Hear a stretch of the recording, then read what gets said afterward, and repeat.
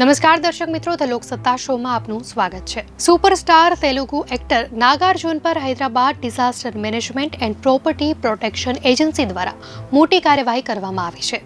હાઇડ્રાએ નાગાર્જુનના convention hall પર bulldozer ચલાવી દીધું છે। હાઇડ્રા અને પોલીસની સંયુક્ત કાર્યવાહીમાં કન્વેન્શન હોલને તોડી પાડવામાં આવ્યો છે।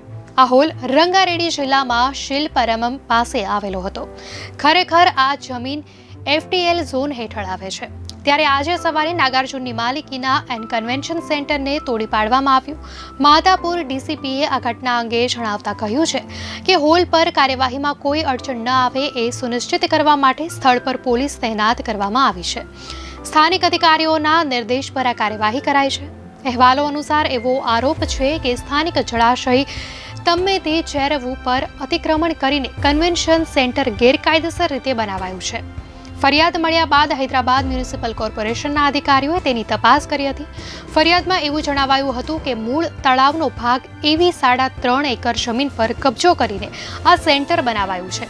10 એકરના પ્લોટમાં બનેલા એન કન્વેન્શન સેન્ટર અંગે ઘણા વર્ષોથી તપાસ ચાલી રહી હતી। આ હોલ અંગે 5 વર્ષથી તપાસ ચાલી રહી હતી। શહેરના માધાપુર વિસ્તારમાં થમ્મીડીકુંડા તળાવના ફૂલ ટેન્ક લેવલ વિસ્તાર અને બફર ઝોનમાં ગેરકાયદેસર બાંધકામના આરોપોને કારણે આ કાર્યવાહી કરાઈ છે। એન કન્વેન્શન સેન્ટર તરફ જતા તમામ રસ્તાઓ હાલમાં બંધ છે। લોકોને પણ સ્થળ પર જવાની મંજૂરી આપવામાં નથી આવી।